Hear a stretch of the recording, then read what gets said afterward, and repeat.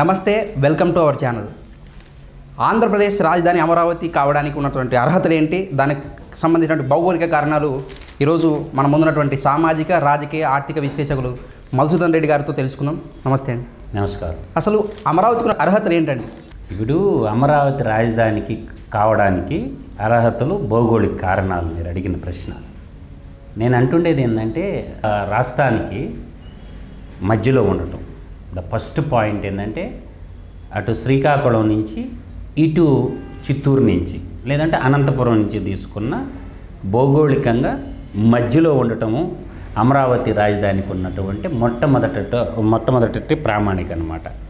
తర్వాత పెద్ద నగరాలు తీసుకున్నామనుకో, అటు భువనేశ్వర్, ఇటు వచ్చి చెన్నై, ఇటు వచ్చి హైదరాబాదు, తర్వాత బెంగళూరు, ఈ వైజాగ్, ఈ పెద్ద నగరాలకి ఒక నూతన నగరం కూడా సమాన దూరంలో, దగ్గరగానే సమాన దూరంలో ఉంది. ఇది దాదాపుగా ఏపీలో మనం తీసుకుంటే 3 జిల్లా కేంద్రాలు, 1 మచిలీపట్నం, 2 గుంటూరు, 3 ఏలూరుకి సమాన దూరంలో కూడా ఉంది. మీరు అడిగిన ప్రశ్నకి సమాధానం అది. అమరావతికి సంబంధించిన రోడ్డు కనెక్టివిటీ గురించి చెప్పండి. రోడ్డు కనెక్టివిటీ అనే విషయానికి వచ్చేసరికి మనకి NH16 కోల్కతా టు చెన్నై పోయేటటువంటి నేషనల్ హైవే ఒకటి ఉంది మనకి. తర్వాత NH65 అంటే మచిలీపట్నం, విజయవాడ, హైదరాబాద్, పూణే, దీన్ని ఏంటంటే NH65 అంటారు. సో అదొకటి కనెక్టివిటీ, ఈస్ట్ టు వెస్ట్. అటు వచ్చేసరికి నార్త్ సౌత్ NH16. తర్వాత NH13 అని ఒకటి ఉంది, అంటే విజయవాడ, జగదల్పూర్. ఈ హైవే కూడా మనకి ఒకటి కనెక్టివిటీ ఉంది. కొత్తగా సెంట్రల్ గవర్నమెంట్ ఏం చేసిందంటే మనకి విజయవాడ, నాగపూర్ ఇంకొక ఎక్స్ప్రెస్ హైవే కూడా తయారు చేస్తూ ఉంది. ఇంకొక ఎక్స్ప్రెస్ హైవే కూడా మనకి, ఇంకోటి విజయవాడ, బెంగళూరు, ఇదొక హైవే ఉంది. కాబట్టి నేషనల్ హైవే పరంగా, రోడ్డు కనెక్టివిటీ పరంగా చూసుకున్నా కూడా అమరావతికి డోకా లేదు. రాజధాని అమరావతికి రైలు కనెక్టివిటీ గురించి ఏంటి? రైల్ కనెక్టివిటీ మనం కానీ తీసుకుంటే సౌత్ ఇండియాలోనే పెద్ద రైల్వే జంక్షన్ అయినటువంటి విజయవాడ జంక్షన్ మనకుంది. ఈడ నార్త్, సౌత్ అండ్ ఈస్ట్ ఇండియాలకు మధ్య ప్రధాన జంక్షన్. ఇప్పుడు నార్త్ పోయేదానికి కానీ, అటు సౌత్ కానీ, ఇటు ఈస్ట్ కానీ ప్రధాన జంక్షన్ ఏంటంటే సౌత్ ఇండియా రైల్వే లైన్లో విజయవాడ జంక్షన్ అనేది ప్రధానమైనటువంటి జంక్షన్. అలాగే దగ్గరలో మనకి గుంటూరు ఒక జంక్షన్ ఉంది, తెనాలి మరో జంక్షన్ కూడా ప్రధాన జంక్షన్లో అమరావతి రీజన్లో ఉండటం కూడా రైల్ కనెక్టివిటీకి సంబంధించిన. అదేవిధంగా నూతన రైల్వే లైన్ కూడా, అంటే మనం ఏరుపాలెం, ఖమ్మం జిల్లాలో ఏరుపాలెం నుంచి ఇటు నంబూరు దాకా ఇంకొక 57 కిలోమీటర్ నూతన రైల్వే లైన్ కూడా రావడం జరుగుతుంది. అమరావతికి సంబంధించిన పోర్టు కనెక్టివిటీ గురించి ఏం చెప్తారు? అమరావతికి పోర్ట్ కనెక్టివిటీ అనేది ఇది వెరీ ఇంపార్టెంట్. ఏ రాష్ట్రమైనా సర్వతోముఖాభివృద్ధి చెందాలంటే దేశ ఆర్థిక రాజధాని అనేటువంటి ముంబైకి కూడా పోర్ట్ కనెక్టివిటీ ఉండబట్టి ఆర్థిక కార్యకలాపాలు అధికంగా ఉంటాయి. అదేవిధంగా పోర్ట్ కనెక్టివిటీకి వచ్చినప్పుడు సముద్ర తీరానికి మరీ దగ్గరగా ఉండక, సముద్ర తీరంలో లేదు. ఇప్పుడు చెన్నై సముద్రంలో ఉంటుంది ఆల్మోస్ట్, ముంబై కూడా ఆల్మోస్ట్ సముద్రంలో ఉంటుంది. కానీ అమరావతి నగరం అనేది సముద్రానికి కొంచెం 60 కిలోమీటర్ల దూరంలో ఉంటుంది, సముద్రానికి దగ్గరగా లేదు.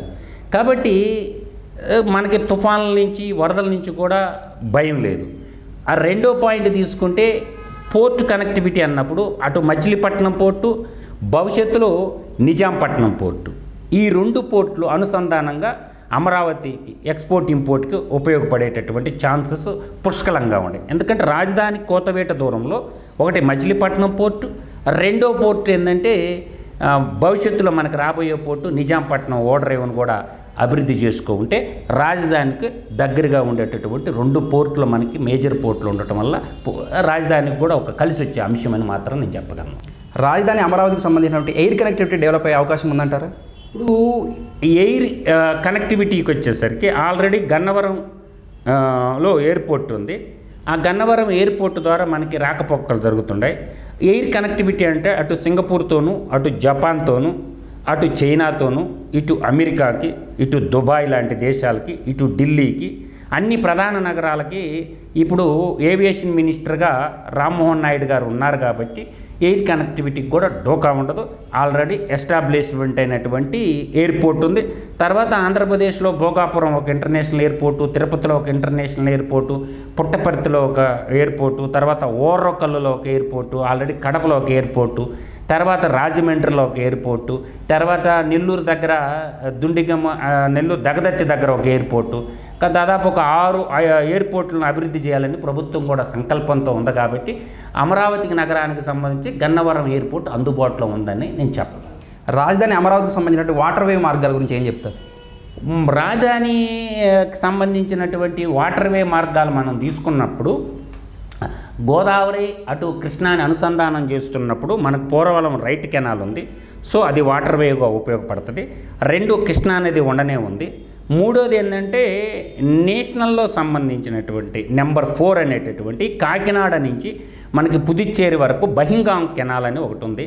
కాబట్టి వాటర్ వే మార్గం కూడా ఏదన్నా నేషనల్ హైవేలు హెవీ డ్యామేజ్ అయినప్పుడు మనకి అంటే జల రవాణా తక్కువ పడుతుంది. కాబట్టి కేంద్ర ప్రభుత్వం రాష్ట్ర ప్రభుత్వం మీద ఆధారపడి ఉంది. కాబట్టి ఈ కాకినాడ టు ఇటు మనకి మద్రాసు అంటే పాండిచేరి దాకా బహింగాం కెనాల్ని భవిష్యత్తులో జల రవాణాగా కూడా మానవ రవాణా వస్తు రవాణాకి కూడా ఉపయోగించుకున్నట్టు మంచి అవకాశాలు అయితే పుష్కలంగా ఉన్నాయి. ఒకవైపు కృష్ణా అనేది మరోవైపు బహింగాం కెనాలు.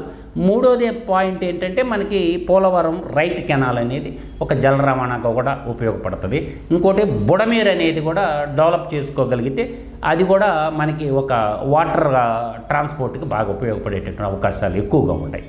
రాజధాని అమరావతికి సంబంధించి అక్కడ ఉన్నటువంటి మానవ వనరులను ఇప్పుడున్నటువంటి ప్రభుత్వం ఎలా ఉపయోగించుకున్నాము? ఇప్పుడు మానవ వనరుల విషయానికి మనం వచ్చినామనుకో, ఈరోజు విజయవాడ నగరం విజయపురి విజయవాడ అంటారు, బెజవాడ అని కూడా అంటారు.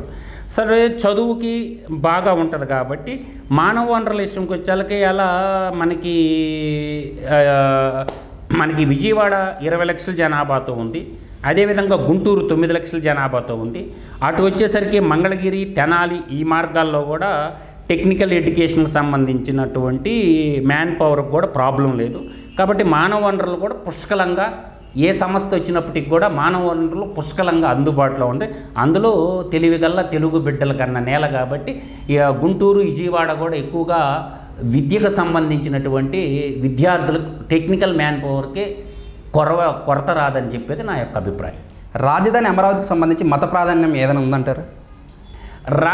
రాజధానికి చారిత్రాత్మక నేపథ్యం ఫస్ట్ చూసుకోవాలా.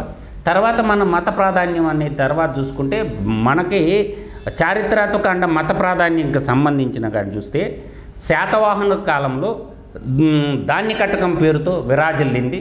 తర్వాత విక్షాక్షుల కాలంలో విజయపురి, ఇప్పుడు ఏదైతే విజయవాడ అంటున్నామో బెజవాడ అంటున్నామో, ఇక్షాక్షుల కాలంలో విజయపురి రాజధానికి వెలిగింది.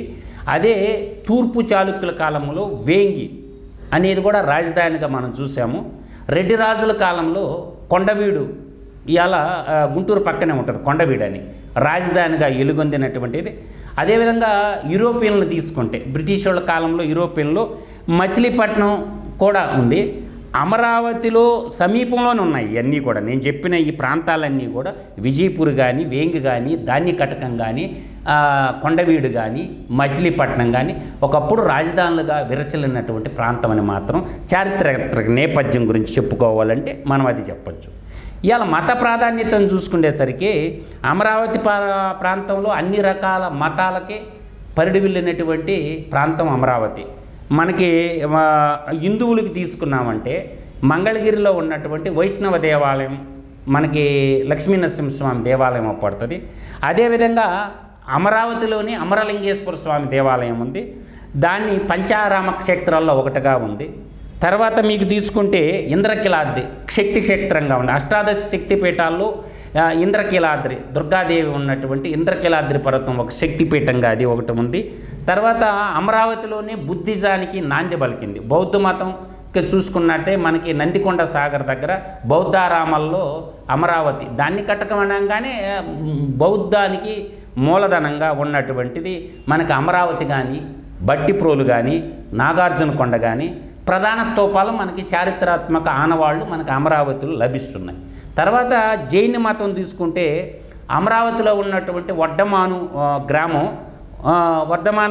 ఇక్కడ జైన్లకి ప్రధానంగా ఉంటుంది.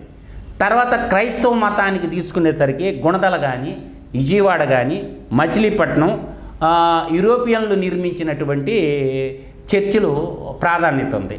తర్వాత ఇంకోటి ఏంటంటే అమరావతి రాజధాని దళిత రాజధాని అని కూడా మనం చెప్పుకోవచ్చు.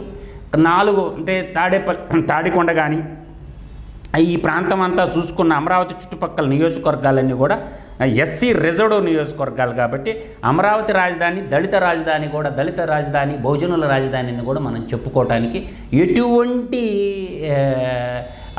అస్తియోక్తి లేదు. ఒక రకంగా అమరావతి దళిత రాజధాని బహుజనుల రాజధాని అని మాత్రం ఘంటాపదంగా నేనైతే చెప్పగలను.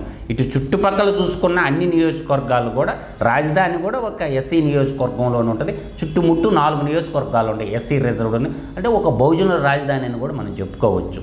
ఫైనల్గా ముఖ్యమంత్రి చంద్రబాబు గారు చెప్తా ఉన్నారు 5 కోట్ల ఆంధ్రుల అమరావతి రాజధాని దేశంలో బెస్ట్ సిటీగా తీర్చిదిద్దామంటున్నారు. అమరావతిని 5 కోట్ల ఆంధ్రకళ ఎప్పుడు సాకారం అవుతుందని ఈ చంద్రబాబు నాయుడు గారు 24, 29, 34 ఒక దశాబ్ద కాలం అంటే 10 సంవత్సరాలు కంటిన్యూగా కానీ ముఖ్యమంత్రిగా ఉంటే పర్యాటక రంగంగా తీసుకున్న ఒక ప్రపంచంలోని ఒక నూతన అధ్యాయానికి నాంది కలుపుతూ ఒక చారిత్రాత్మకమైనటువంటి నగర నిర్మాణం జరుగుతుంది.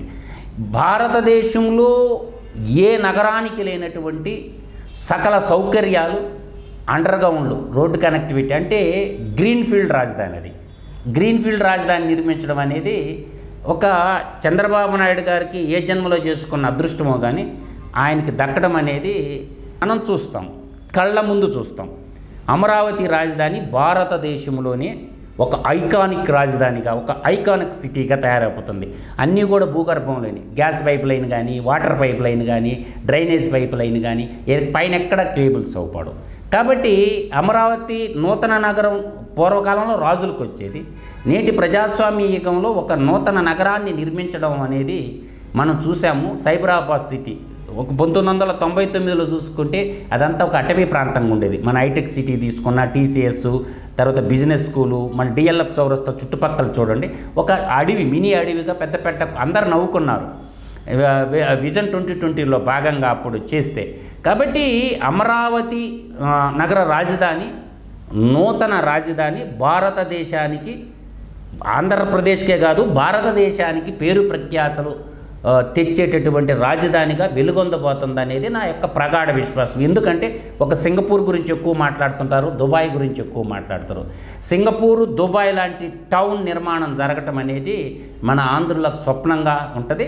చంద్రబాబు నాయుడు గారి యొక్క కీర్తి చరిత్ర పుటల్లో చిరస్మరణి చరితార్థుడై నిలబడి ఈ అవకాశం మరో ముఖ్యమంత్రికి మళ్ళీ రాకపోవచ్చు. ఇంకొక 100 ఏళ్ళైనా ఒక నూతన రాజధాని నగరం నిర్మించేటటువంటి అవకాశం బాబు గారికి దక్కడం, దాన్ని అందరూ ప్రజలు ఆశీర్వదించడం, అందువల్ల అమరావతి 6 కోట్ల ఆంధ్రుల కలర్ రాజధాని ఎప్పుడెప్పుడు కంప్లీట్ అవద్దా అని ఈ కళ్ళతో ఎదురు చూస్తుంది నేటి నవతరం, యువతరం.